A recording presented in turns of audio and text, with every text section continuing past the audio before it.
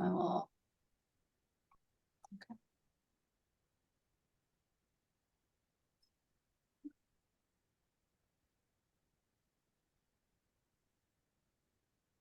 Don't mind me, I'm just keeping an eye on the waiting room.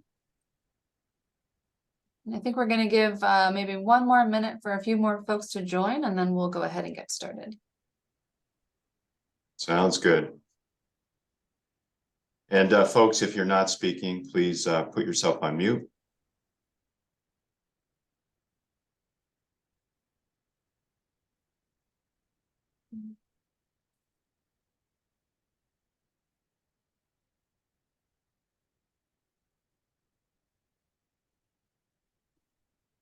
Good morning, everyone that just came in. We're just going to wait maybe not even a minute and we'll get started.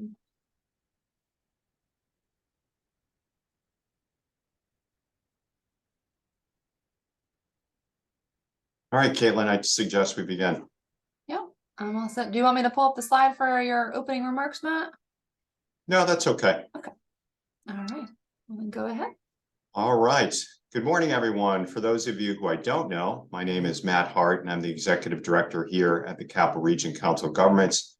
Thank you so much for joining us today for step-by-step, lane-by-lane, our ActiveCT Vision Zero webinar. Really excited to discuss this very important topic here today. Vision Zero is one of CRCOG's strategic priorities as we work to dramatically reduce the number of severe crashes and fatalities across our region and to help make our roads safe for all users. We are joined by a fabulous panel here today. Let me just briefly introduce them, and then I'm going to turn things over to Caitlin Palmer. So we've got Caitlin Palmer joining us here today. She's the Director of Regional Planning and Development here at CRCOG. We have Duane Martin, my former colleague from the town of West Hartford, the Director of Community Development there. We've got Mike Morehouse, who's a Vice President and Principal at FHI Studio, located in Hartford. We've got Mike Lydon, who's a Principal and Co-Founder of Street Plans, leading the firm's New York City office. And then last, but certainly not least, we have Barkha Patel, the Director of Infrastructure for Jersey City, New Jersey, which has become a leader in Vision Zero here in our region and across the country. So if you're not speaking, again, just for purposes of helping us to manage the webinar most effectively, please keep yourself on mute. And I'm now going to turn things over to Caitlin. Caitlin. Great, thank you so much. All right, and once again, if anybody sneaks in the waiting room, especially when I've got my screens up, just let me know. We'll or actually any of the co-hosts actually can probably let folks in at this point too. That would be great. All right, so I will go ahead and get started. Let me close that and share my screen.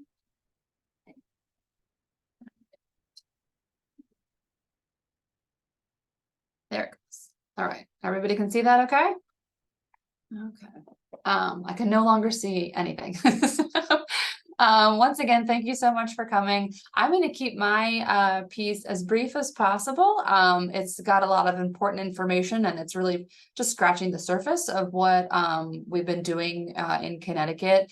But I really want to have a lot of time to turn it over to the folks representing essentially West Hartford and Jersey City. So really quickly, just wanted to provide a bit of a snapshot on where we are as far as the state of Connecticut and some of our regional status as it comes to Vision Zero in Connecticut.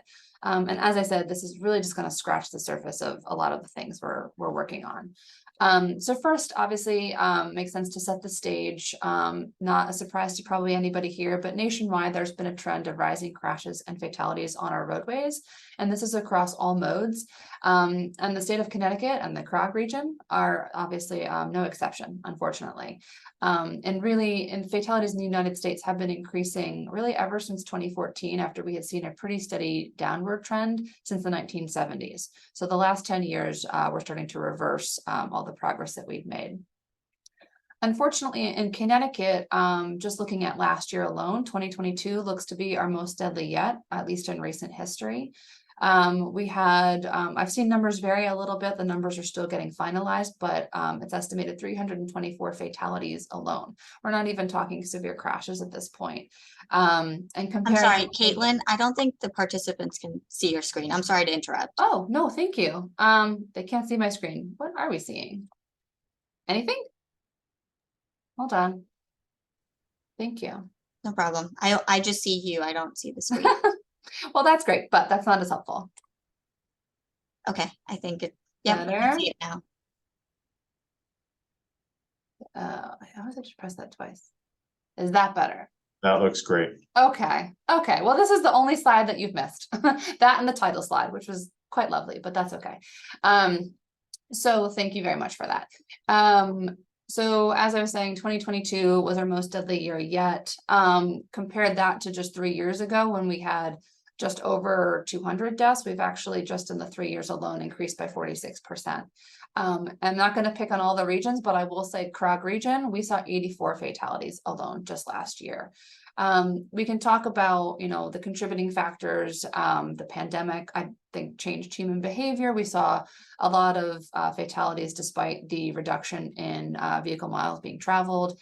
A lot of speeding. Speeding tends to be up in Connecticut. I'm sure that's we're not alone in that trend. We've got impaired driving. We have a very car-centric transportation system, which I think we're seeing a lot of those factors combining and creating a really deadly situation out there. I thought it was also worth noting that the hit and run fatalities, I believe, have been on the rise. I don't have the level of information I want for Connecticut more recently, but it's estimated that 1 for pedestrian deaths alone in 2020 was a hit and run. So those are also increasing. And I realized I had skipped this piece at the top, but just last year and over the last several years, the trend has been pretty consistent where nearly half of all fatalities that have occurred are occurring on our state roads. And not only that, that is true as far as the crash frequency on route classes, that's true across all regions as far as the state roads being the highest one. So what are we doing to solve some of these problems? So again, just kind of high level, where are we starting? This by all means does not include everything that the state of Connecticut has been doing, but I did want to highlight one of the more recent efforts, which is the state of Connecticut's Vision Zero Council, which was established in 2021. And we've had some policy success starting last year. House Bill 5917 was signed into public law. So now we have Public Act 23-116. And I won't talk through all of the pieces that are in there. I can throw the link in the chat for those that would just like a refresher or maybe haven't had a chance to review it yet. But it includes a lot of really great initiatives and things like various studies are being proposed to be studied for the Idaho stop. Bicyclists can maybe more yield rather than come to a full and complete stop at red lights. They're looking at intersection control policy evaluations for DOT to be utilizing. That we didn't get education into our schools, but we did create a Vision Zero designation for schools that schools can earn by offering classes or extracurricular activities, doing education and presentations, parent involvement and the like. And unrelated to House Bill 5917, the DOT has brought back our Safe Routes Coordinator position, which had been missing for a number of years. So that's also really great news.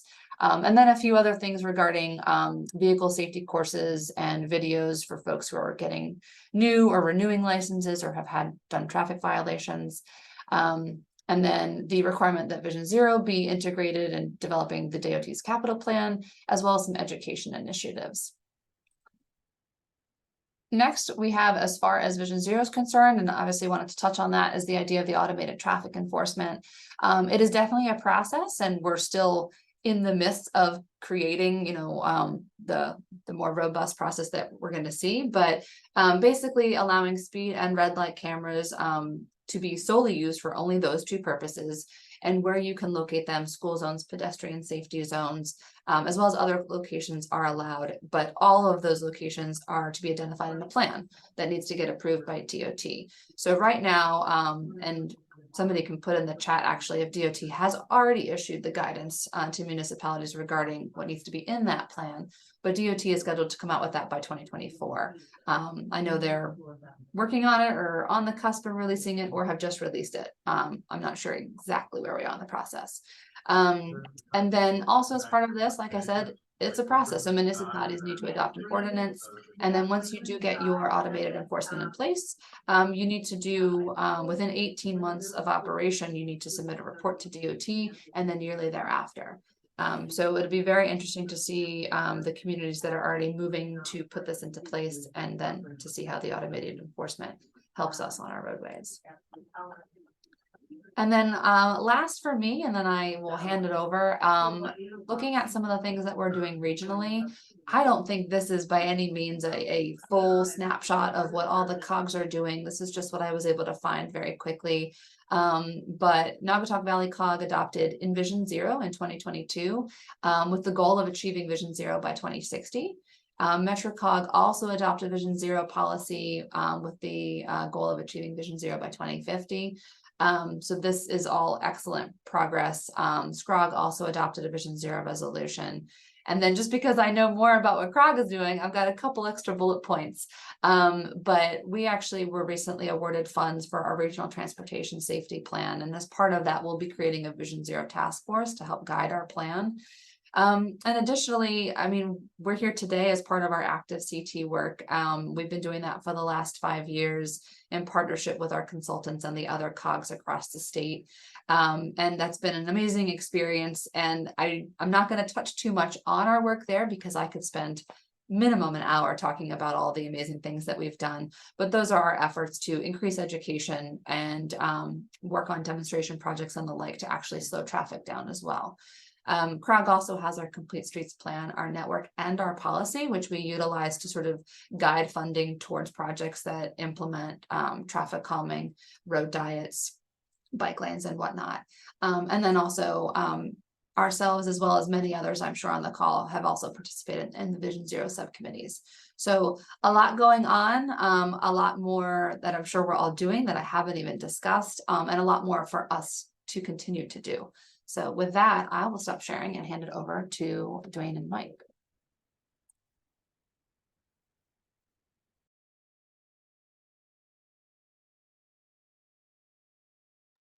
Okay, hopefully everyone can see that. Yes, we can. All right. Well, in that case, Duane, I will turn it over to you.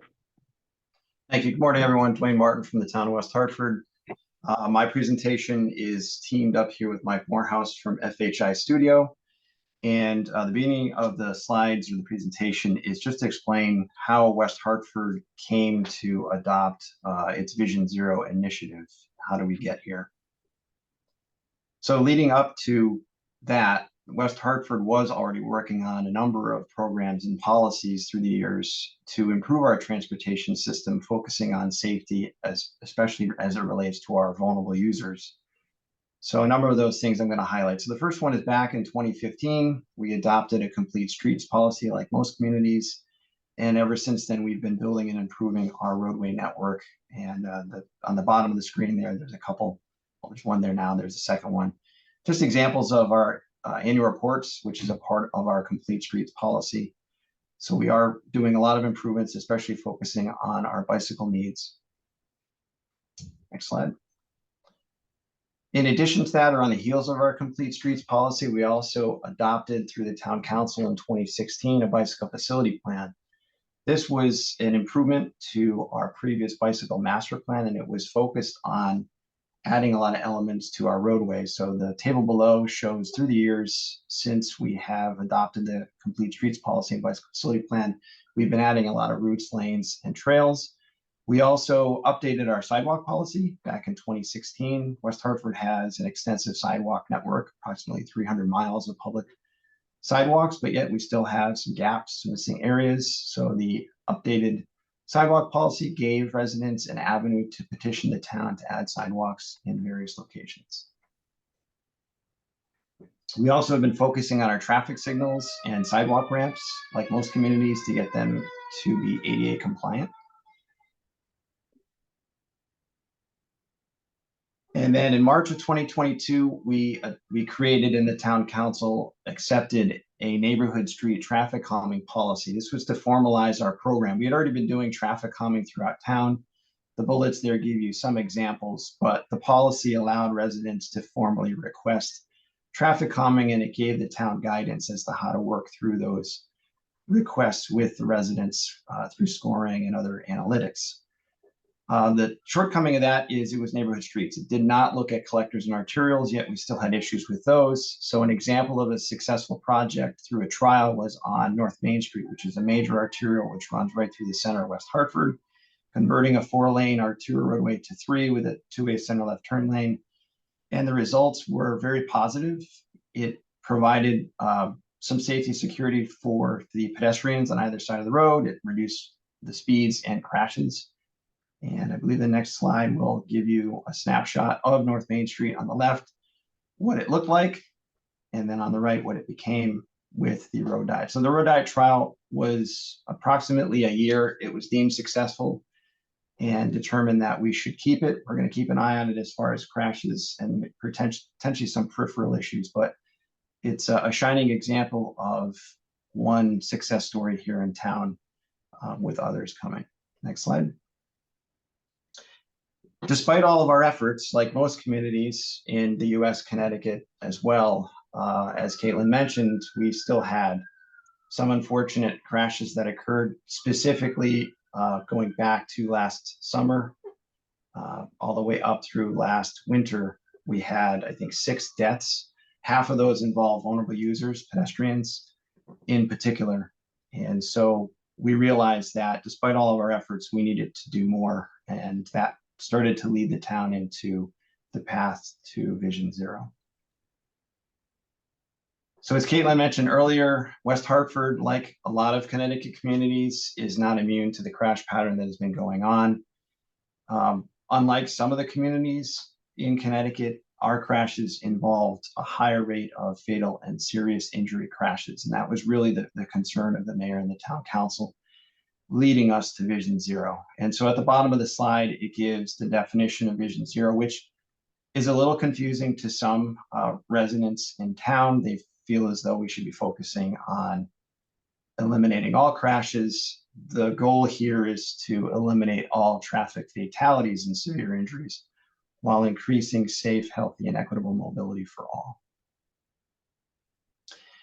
And then this slide just gives a timeline on the right-hand side. So as I mentioned, the mayor and the town council adopted a Vision Zero policy through a resolution.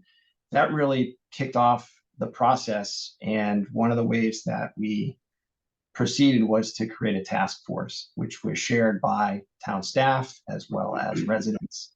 It was a mixed group to concentrate on all areas, not just what the town was already doing, but where can we make improvements? And we wanted the voices to come from outside the organization, not just from within. And we are about 3/4 of the way through that process, and we are engaging the community in multiple ways: survey, interactive map. We have our first public workshop tonight, and I'm going to hand it off to Mike to continue explaining the effort that we have started. Mike? Thanks, Duane, and good morning, everyone. I'm going to touch on a couple of the points here, the data-driven process and the emphasis on equity. I've got one slide, but it's a packed full of lots of information. We did want to start and make sure this was a data-driven exercise. The far left graphic has what we're calling our high injury network. This is really sort of the backbone of the Vision Zero policy. This was an effort which required us to look at years of crash statistics and identify which of the streets in town are contributing most to the serious injury and fatal crash types. You can see the blues are the town-owned roads, and the oranges are the state. And you know, by and large, many of these are your bigger roads. These are your state roads, your arterials, very busy kind of commercial centers. But we also notice other crash patterns in the adjacent slide to that first one on the right with all the pink colors. We noticed that within various neighborhoods, there was a more dispersed concentration of crashes, not in any particular road, but in aggregate, in those areas, in those geographies. We wanted to recognize that was something that we wanted to keep our eye on as well. So the combination of those two graphics really, it forms the high injury network. It's the heart of the data driven approach that we feel so strongly needs to be, guiding Vision Zero. But we also wanted to take a look at public perception. So we did a web-based survey where we got over 1,300 responses where people dropped pins where they felt conditions were unsafe. So the map all the way to the right overlays sort of the heat map of the public perception on top of the high injury network. And in many cases, you can see there's a lot of really strong correlation, particularly in the, in the center of the town, Bishop's Corner, just to the north along that main street that Duane showed a picture of. That's where a lot of activity occurs, and we have a lot of severe crashes. But you also start to see in some of the lighter shades of pink around that some of the other perceptions do align with those neighborhood issues that we identified, but also in the western side of town tends to be a little bit more affluent community out there, but the perceptions don't really match really well with the data. And then if you look at that third map, on the eastern side of town, this is where there's the highest concentration of low-income minority populations. They tend to be underrepresented, and have more a quieter voice in the transportation decision-making process. And we felt that that was the case with our survey as well. We didn't seem to get a lot of responses in those areas. And so we wanted to recognize the importance of equity, and those transportation equity zones were added to this as additional reinforcement of treating those areas in the Vision Zero context. And so really the four maps that we have here really synthesize together what we're calling traffic safety focus areas. Now, for all any towns that are looking to do Vision Zero, it's not without challenges. And there's always a constant push to expand the high injury network. We're getting a lot of pushback from the bicycle advocacy community, who feels that every bicycle facility or any bicycle route that's marked on a map should also be part of the high injury network. Yeah, we wanted to make sure that this was focusing on eliminating those fatalities and high injuries that are occurring now. That's not to say that we're not going to still pay a strong mind to safety on all the streets, and that's the role of the traffic engineering department. But we're also concurrently doing a bicycle facility plan update, which is really going to look at which facilities, what types of facilities go on the streets where we're designating them as bicycle routes. So that's happening in coordination with this. But Vision Zero right now, for all the reasons that Duane had explained in the intro, is the priority. So it's a really interesting process. We're getting it's a lot of push and pull to get to this point, but we think there's going to be a broad array of strategies, policies, recommendations that will benefit all streets. Things like education in the schools, and we saw about that what Caitlin showed with the recent adoption of the red light and speed enforcement with cameras. These can be things that can benefit all streets in West Hartford. But for now, we are going to really be focusing on the priority network. And in particular, with a strong alignment with equity zones and community support, we think these will really form strong applications for grant programs like Safe Streets for All. So that's the end of our presentation. I will stop sharing my screen.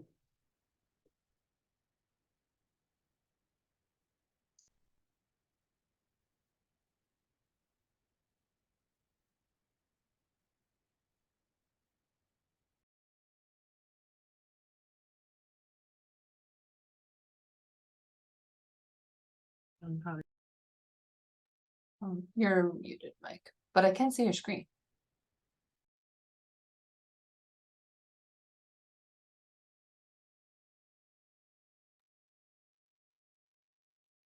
There we go. Sorry about that, folks. I had to unshare my screen to get back to unmute myself. Okay. So I'm going to share the role of quick build projects and help you define what that is and the role of quick build in achieving Vision Zero. So at Street Plans, we do a lot of planning projects, traditional planning, but also do urban design work, and then a lot of technical design and implementation. So we try to make sure that the planning efforts we're involved with have a very strong focus on implementation, either during the planning process or helping communities understand how to do that quickly following the plans. And so we're critics of sort of this conventional way of building streets and infrastructure in the United States. There's been a bias for very large scale projects, which we know are inflexible, very expensive, and take a very long time. For trying to achieve Vision Zero, oftentimes in 10-year timelines, which is common for cities to set those goals, it's very difficult to deliver on the infrastructure required with those barriers, with those challenges.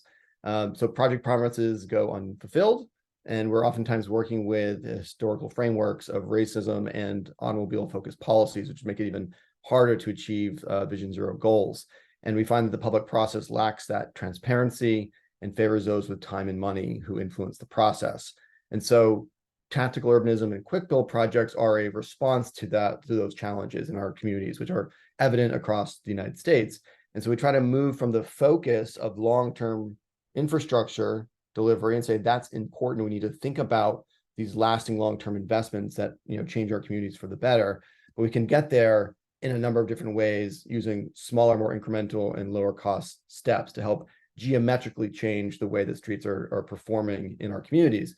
And so from everything from a 1-day or 1-weekend demonstration project to a 1 to 2-year pilot project, or what we call interim design, which fills the gap between a pilot and long-term capital investments, there's a whole toolkit of materials and engagement and project evaluation that we've developed with a lot of partners and cities around the country to really dial in the best responses and matching those to the locations and the challenges that they're trying to solve. And again, it can start as soon as just 1 day to build awareness to projects that may last 5 or 10 years or longer before capital investment is able to be made. So quick build really is about these shorter timelines, projects that can be designed and delivered from months to a couple of years. These are not long, lengthy timelines.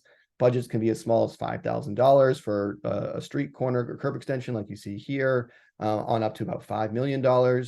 And then the process is really about participatory involvement from the public that's data-driven and iterative so that improvements can be made incrementally over time as project evaluation occurs. And ultimately, we're really trying to bridge that gap again between plans and construction. So here's one example of how we've done that with a community in Kentucky, where they had a very dangerous major corridor and there was a long-term plan, but we thought, that will take decades to deliver on this corridor, which is 6 miles long. What can we do using the quick build toolkit? So we took the big main components of the long-term infrastructure investment and looked at ways to deliver that at a much lower price point, at about 1/10 of the cost. Mike, I'm sorry to interrupt. We can't see your slides advancing. We only see your first slide. Oh, thank you for telling me. I don't know why I'm seeing it. Huh. So your PDF isn't in full screen mode. Maybe that's why it's not advancing pages. I assume we were still on the title page. Sorry. Oh my goodness. No, I'm so sorry. I will send out the slides and I'm done. Let me reshare. I saw you move to put it in full screen, but it didn't work. So I feel like maybe that was it. My goodness. Okay. Can you see that now? Yes. We see your whole screen. How about now? Yes? Yes. Okay. Yes. Sorry about that. So here, I will send this around so you can get a quick visual on these slides. My apologies for that. But there's the project from Louisville, Kentucky. And then in terms of results, projects that can be built in months can have really lasting outcomes and inform lasting investment. Here's one example from Asheville, North Carolina, where this corridor project reduced speeding by 28%. Prior to this project, incidents of speeding were about 2 out of every 3 cars were speeding on this corridor, and that went down to about 1 out of 5.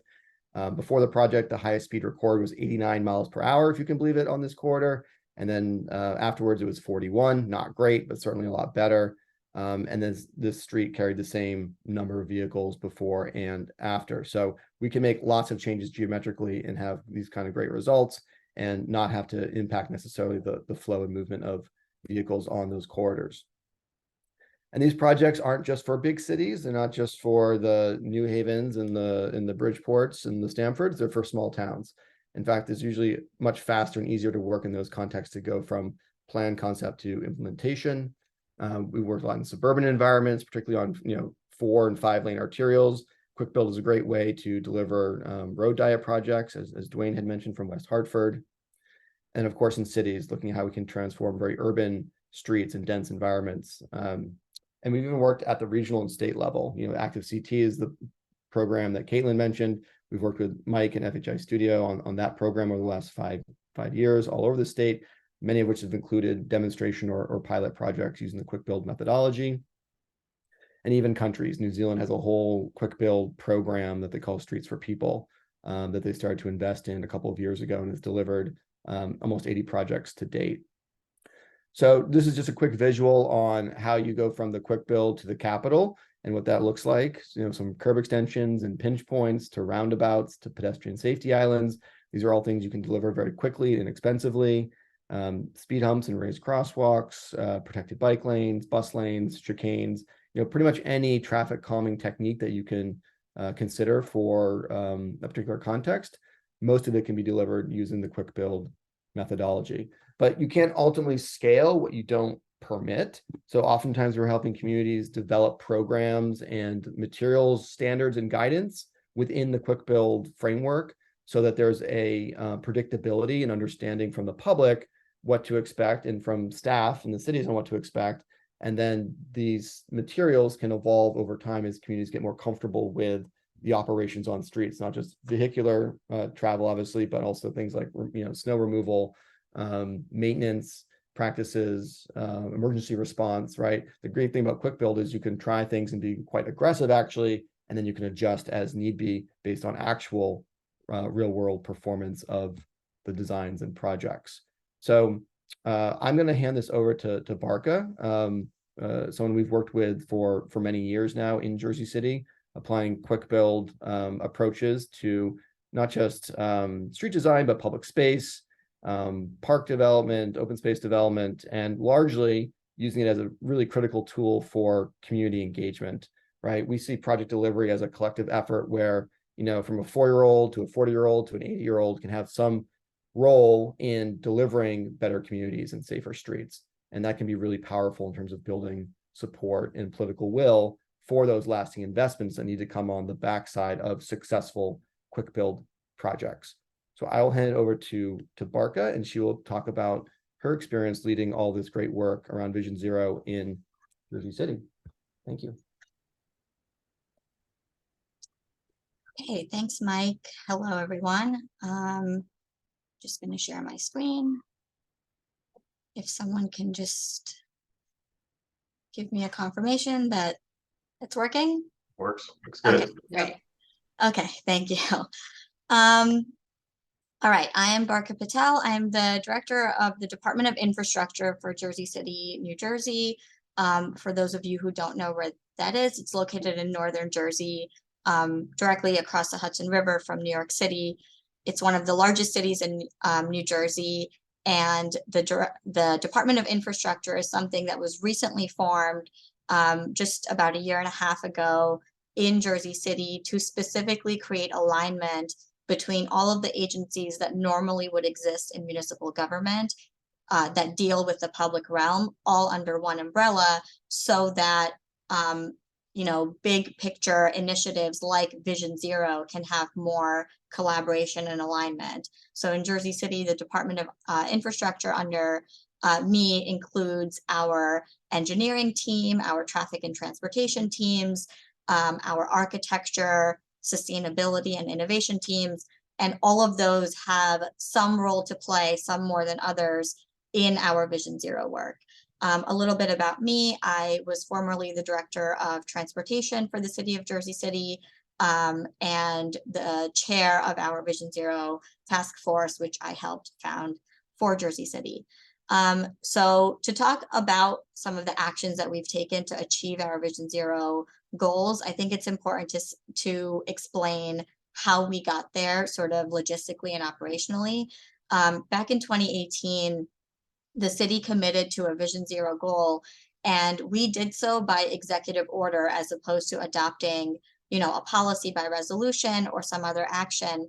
And the reason we did that was because we were the first city in the state of New Jersey committing to Vision Zero. It was a very new concept for a lot of the city departments, and quite honestly, there was a lot of resistance about this new thing that we were going to be doing, and this new approach that meant that the city was now taking very publicly all of the responsibility for what happens on its streets, which was sort of turning on its head the way people had approached transportation and traffic planning for years and years. And by adopting an executive order, it gave us the control wherein the mayor of the city is directing his, departments and essentially cabinet members to work on Vision Zero, to commit to it in a real actionable way, and to have concrete deliverables that come out of this at the end of 1 year, 2 years, 6 years. And so that is what really helped create a collaborative environment within city government, where not just the people who already were on board with Vision Zero, but the ones who weren't or were hesitant about it could all come together and make meaningful change. So we set a goal to eliminate all traffic fatalities and severe injuries on city streets by the year 2026. And we established an action plan to help us achieve that goal. Not to bury the lead here, but in 2022, we had our first year with 0 traffic fatalities in Jersey City, which I'll talk more about in the rest of the presentation. So as we got started in creating the action plan, it was really important to us to recognize the reality of the streets in Jersey City and people's daily experience traveling on those streets, which often felt very congested, like people were in a sea of vehicles fighting for space in the public right-of-way. And in the best case scenario, that meant the people who wanted to travel by way of active transportation, biking, walking, transit, competing for space in the public right-of-way. And in the worst case scenario, that meant people losing their lives just for daring to travel on our streets by bike. So all of those things were really important to recognize when we started to dive into the data and figure out how people's daily experience matches what has been happening and what the crash data are showing us. So the first thing we did when we started our Vision Zero action planning process is we looked at 10 years worth of crash data, raw crash data that we got from the state of New Jersey's DOT, and started to identify the most vulnerable users, which, no surprise, were pedestrians and people traveling by bike, who were significantly disproportionately represented in fatal and severe crashes. And we saw that on average, 9 people were dying on city streets and county and state streets that go through Jersey City as a result of traffic crashes. And you can see on the map on the right, all of that data sort of plotted out. And the reason for doing this exercise was to figure out which areas needed the most intervention so we could be the most impactful in our actions. And all of this involved extensive public processes to understand not only what the data are showing us, but how that translates to the people who are experiencing this in their daily lives. So here's an example of an exercise we did to identify communities of concern and how we would really tackle equity as a part of our Vision Zero process.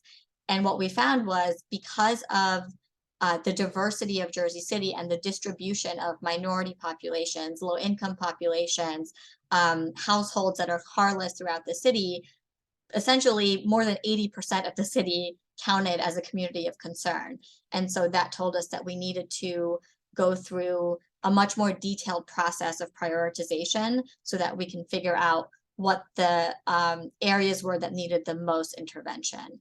And that's how we developed our high injury network, which was a combination of what the data were showing us, which is where there are a majority of crashes taking place on city streets, which is the map that you see with the orange lines. Those are our high injury streets, where 61% of all fatal crashes in Jersey City were happening on just 14% of our overall roadway miles. And then we also saw some qualitative feedback from residents about what they felt were the biggest contributors to unsafe streets. No surprise that it was things like speeding, intersections being unsafe, distracted users on the street, poor design for pedestrians and bicycles. And we took all of that and created a list of 77 actions and strategies that the city could take to achieve our Vision Zero goal, all categorized by theme, and the theme of design and engineering being the most prominent one, as opposed to things like enforcement or education, which are obviously important, but can't be something that is present 24 hours of the day, all days of the year. And so around the theme of designing safer streets, we identified several individual actions, things like installing more speed humps, developing slow zone programs around schools. But the main one that we honed in on was to prioritize quick build projects, specifically on the high injury network, and to focus very heavily on installation of those projects, both as a means of testing out different strategies and engaging the community, but also as a means of advancing and iterating on those projects to get to a point where we could have permanent, safe infrastructure to achieve Vision Zero goals. And so for the rest of the presentation, I'll talk about what those quick build projects look like in Jersey City. Here's an example of our first ever pop-up bike lane that we tried, which you can see was constructed with just materials we had lying around, old beat up traffic barrels and delineators and some traffic tape. And Jersey City had some experience with quick build from prior to us adopting our Vision Zero plan, where we had tried to intervene at intersections, which were the most unsafe for pedestrians, and taking areas like this one, which is Bergen Avenue in Jersey City, which had 7 travel lanes, a 96-foot long crosswalk for pedestrians to cross, and several crashes over the course of various years, one fatal crash involving a pedestrian. And, we tested out a curb extension that we installed with very, very temporary paint through one of our planning studies. And then over time that evolved to a semi-permanent installation just with paint and delineators that would last a little bit longer than temporary paint. And just that very light touch intervention, completely eliminated the crashes that were happening at that intersection. So because of our experience with doing work like this, when we had adopted our Vision Zero plan, we just scaled up a lot of this work and took on projects that were much larger, in addition to advancing projects like this all over the city, wherever we could. And so what that looked like was taking streets like this one, which had a bike lane, which you can see sort of marked out with the striping here, that existed, but it was unsafe. It was on the outside of the parking lane. There was no protection for it. It was always blocked with double parked vehicles. And because this street was sort of low-hanging fruit, we were able to implement a road diet and convert the street to have protected bike lanes, essentially without losing any parking, without compromising on travel lanes, and still getting a safety win. Those are the projects that we started with. And so here's what the progression of that street looked like. Again, because we were in very early stages of our Vision Zero work, we didn't have dedicated line items in the city budget to implement Vision Zero projects. And so what we did was take existing on-call contracts that any municipality would have for things like roadway striping, crosswalk maintenance, etc. And instead of continuing to do that work, we shifted the priority to use those same contracts to implement these large-scale Vision Zero projects instead. And so this is our crosswalk striping contractor for the first time ever implementing a protected bike lane for Jersey City. It was their first time doing it. It was our first time doing it. We learned a lot along the way, but we were able to do it really quickly. And it's just acrylic paint, some striping, and some delineators. And very quickly that facility, is being used by people, and I would say very, very well loved. You can see the difference in the paint just in a short period of time, and just how much people are using it, which we love to see.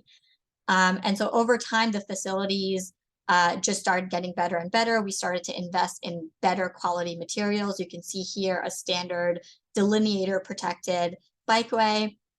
the surface material started to get better. We started investing in a DuraBlend, which lasts longer than the acrylic paint and doesn't require as much maintenance. As people started using the facilities more, we started protecting them with jersey barriers on high-speed streets instead of the delineators where necessary, and then started to incorporate pedestrian safety and transit elements into our bike lane project. So this is an example where we have a floating bus island combined with a protected bike lane that's being installed so that we are improving safety for pedestrians, encouraging transit ridership and active modes of transportation across the board. And here's just a quick example of taking advantage of streets that are already slated to be resurfaced and using that as an opportunity to implement bicycle, pedestrian, and transit infrastructure, again, just with paint, some delineators, and some barrier elements. For anyone who's interested, I would say the best way, I don't know if the video is going to play, but the best way to see some of this work is through a street film that was done. I'll play just a snippet of it here. And the protected bike lane went in on Grove Street, actually before we even finished the bike master plan, right in front of City Hall, which is very symbolic. The goal here is to create a citywide network that links every corner of the city together, that people can travel safely on the streets, not feel threatened. The power of the quick build approach is that we're able to implement so much bike infrastructure by using low-cost materials without compromising on the impact or the quality of the infrastructure that we're delivering. So in just over a year, we've implemented about 10 miles of protected bike lanes throughout the city. And that's almost a quarter of our goal for the entire proposed bike network. I believe anyway. So, sorry. So that's just a quick snippet. And I really think that's the best way to get the full picture of what we've been able to do with the quick build approach, is seeing the street film videos, which you can find easily online. And so very quickly, we started to see people of all ages and abilities, you know, taking to this bike infrastructure, which was always the goal, and just seeing a lot of joy on the streets, in addition to, you know, the safety improvements and the visibility and all of that, people just having a lot of fun using the bike infrastructure. And all of that has then evolved into us applying the same type of quick build approach, not only to pedestrian safety and cycling safety projects, but also to public space projects. An example here is us, you know, reclaiming redundant street space in one of our neighborhoods that was lacking in park amenities, taking over those street segments that weren't necessary for circulation and converting that into a park.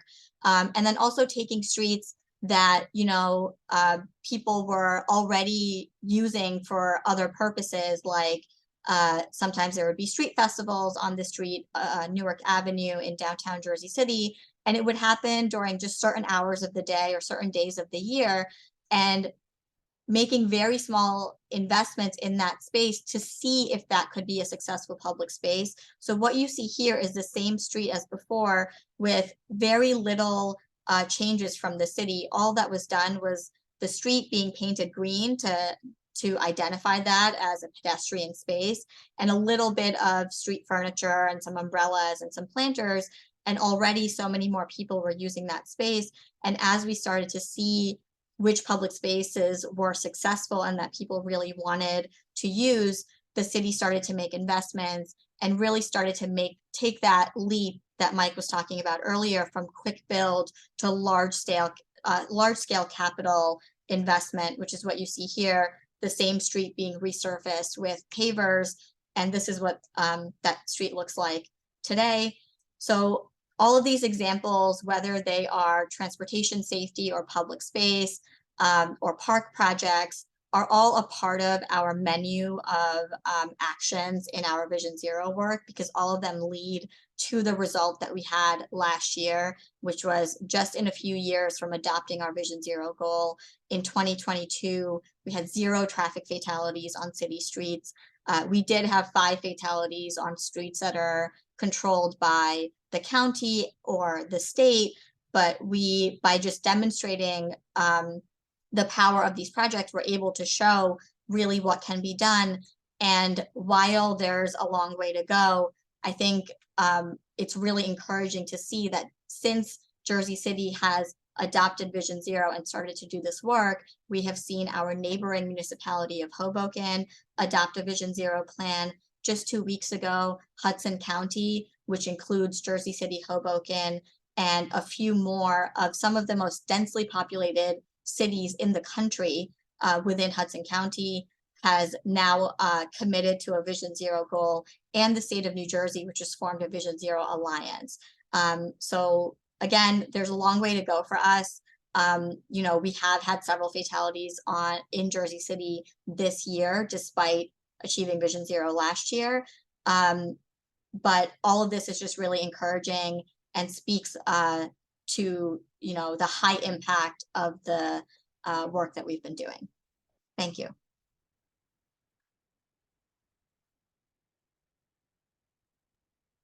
Thank you so much. That was a great way to end all of the official presentations. It was very inspiring. I don't know about others, but I thought that was fantastic.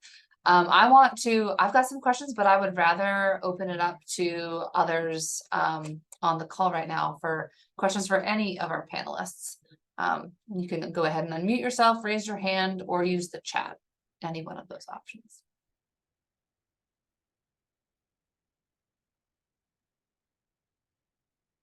No one's gonna jump in, I will. Jay, you look like you were raising your hand. I saw you. Yeah, thank you, Caitlin. I'm sorry to jump in late, everybody.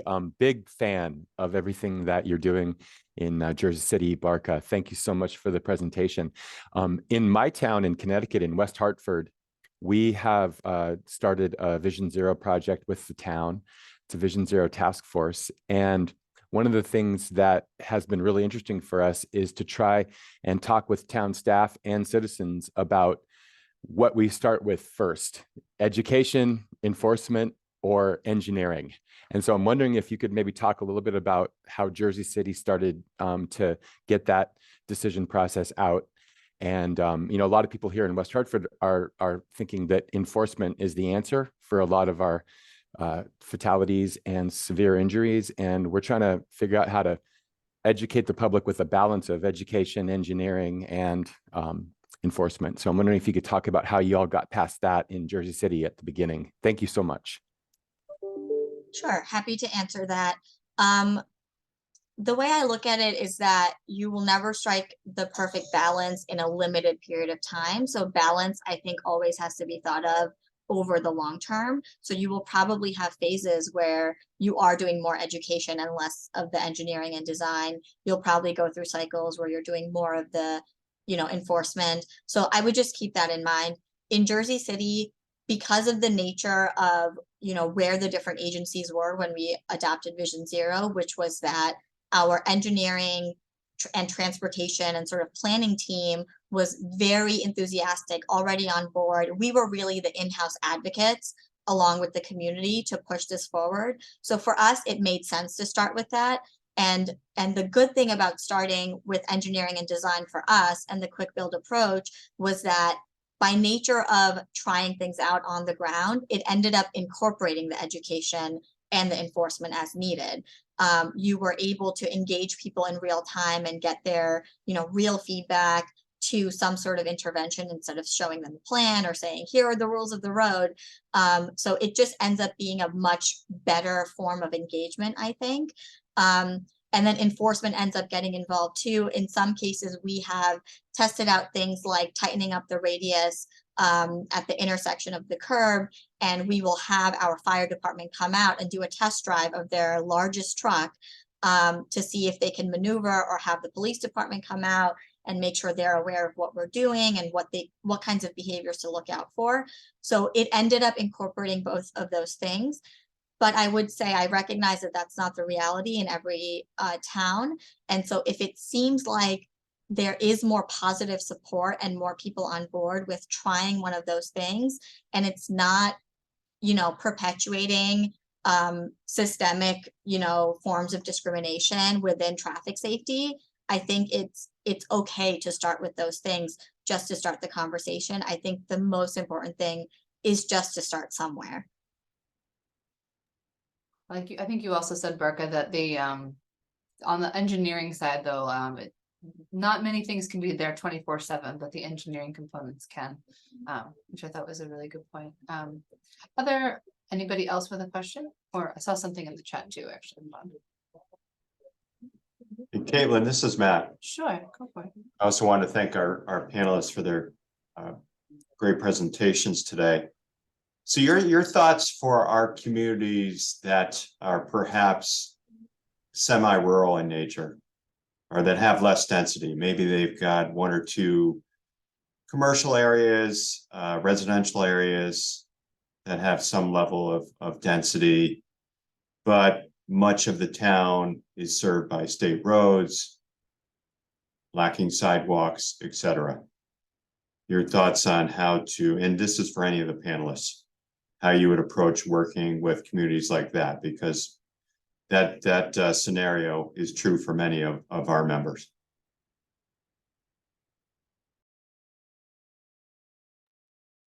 Mike, I think you're muted. There you go. I'll weigh in really quickly that it's a different challenge. It's a different toolkit for Quick Builder Vision Zero overall, depending on the context.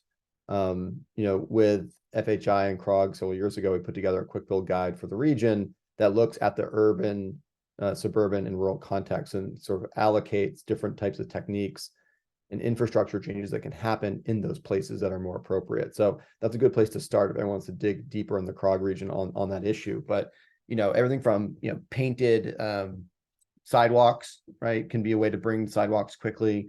Road diets obviously being a tool for larger, faster roads, might go through smaller communities or bisect small village centers. Obviously, you need collaboration with lots of partners in those cases, with state DOT and others.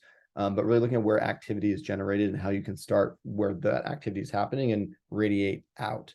Improving trail crossings, right, in rural environments. Sometimes those trails are crossing 45-mile-an-hour roads or up. And so really thinking about those spot treatments where you have a natural intersection of high-speed moving vehicles and physical activity or vulnerable users in the form of runners, joggers, pedestrians, cyclists, etc. So you can calibrate the toolkit. It has to be thoughtful in what's going to work potentially where based on that context. Thank you, Mike. In the chat, Debbie says, we've had requests denied by the town because they did not completely conform to code. For example, colorful crosswalks. I know I've heard that as an issue for a shared use trail that crossed a driveway to a park. How do you convince town leaders to take this quote risk?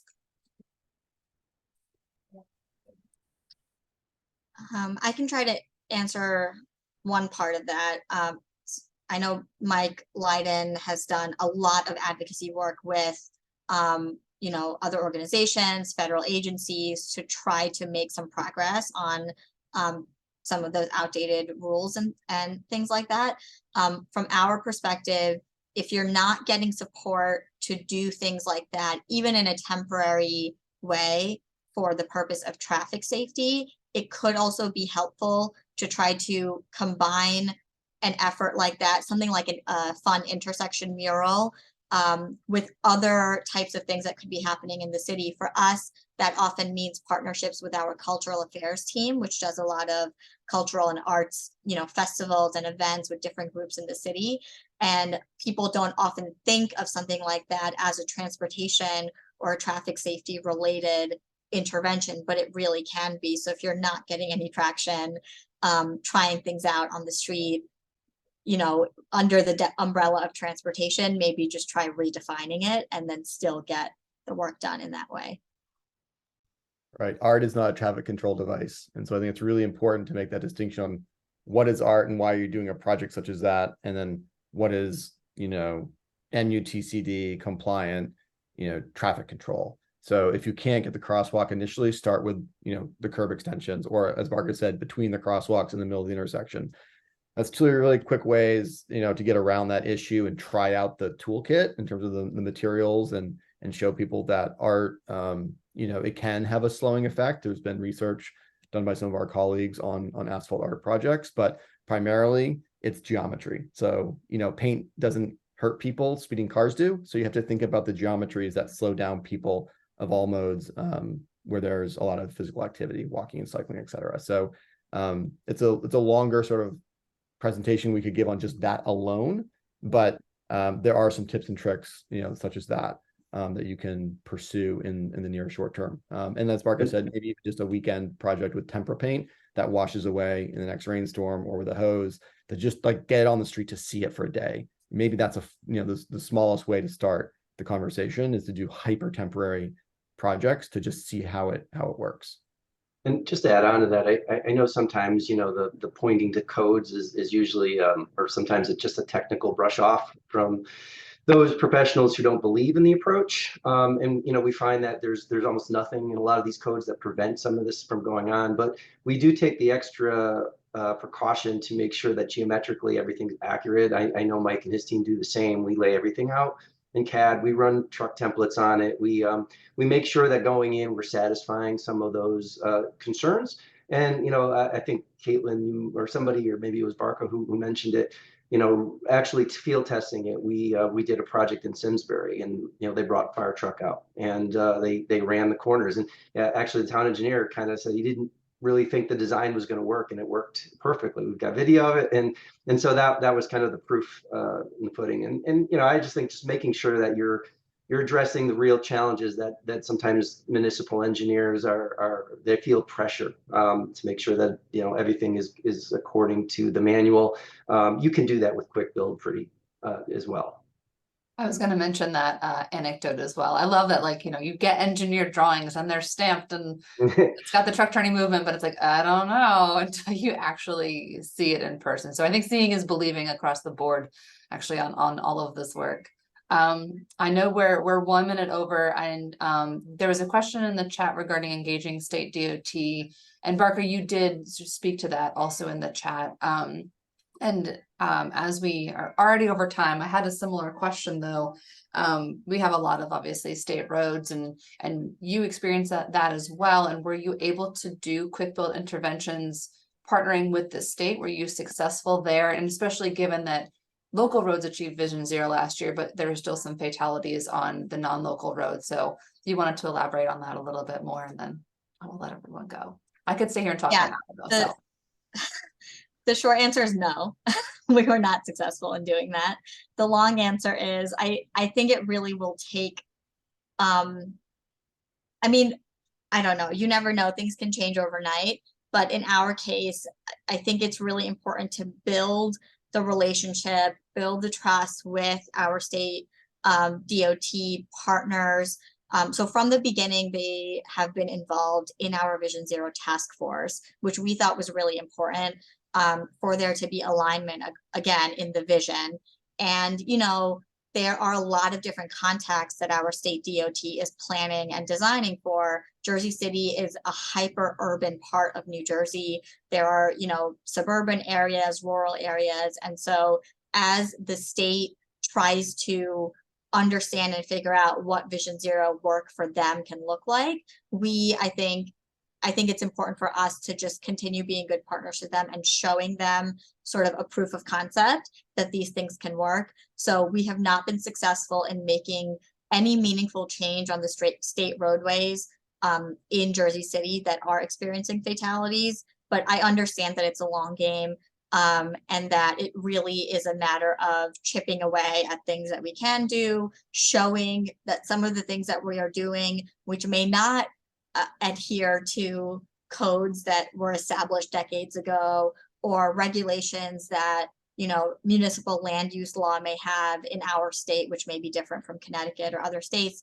I think it's just a matter of showing that when we do try things like that go against what is written in a book, that things will not fall apart, that we will not dramatically change like operations of our transportation system, and there is a safety benefit to be had. We hope that over time that will move the needle. But I can admit that it is challenging. Sometimes it feels like the priorities are conflicting for what a state DOT wants to do versus what a city or a municipality wants to do.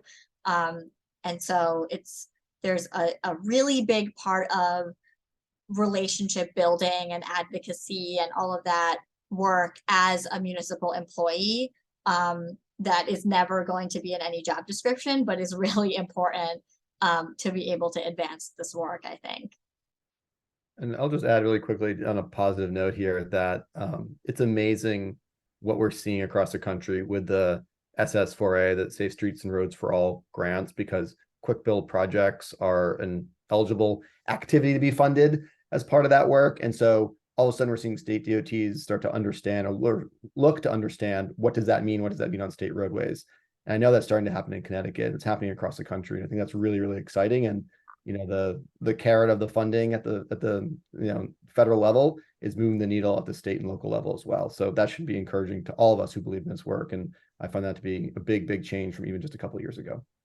I was just going to echo that and say that the state of Connecticut is making really good progress on that, and has done now through Smart Growth America some opportunities this past year in 3 of our communities across the state to experiment with quicker build on state roads. By no means, as quick a process as we might be able to do otherwise, but obviously they have a lot of considerations to take into account, but a lot of progress being made on that front. I know there's a couple more questions in the chat. I feel like maybe there might need to be a follow-up at some point, getting into some technical nitty-gritty questions, it sounds like. But being respectful of everybody's time, and we've already stayed late. I really appreciate this conversation. And West Hartford, I'm very excited to see how your Vision Zero efforts progress. And CROG is looking forward to continuing to participate with you all. And Barkha, thank you so much. It was wonderful meeting you, and to Mike and Mike. Lovely having you all as well, and continuing to work with you on these efforts in the region and across the state. So thank you so much. We'll try to maybe get some follow-up questions, answers out to folks if we're able to do that. And thank you all for joining us today. Thanks, everyone. Thank you. Thank you, everyone.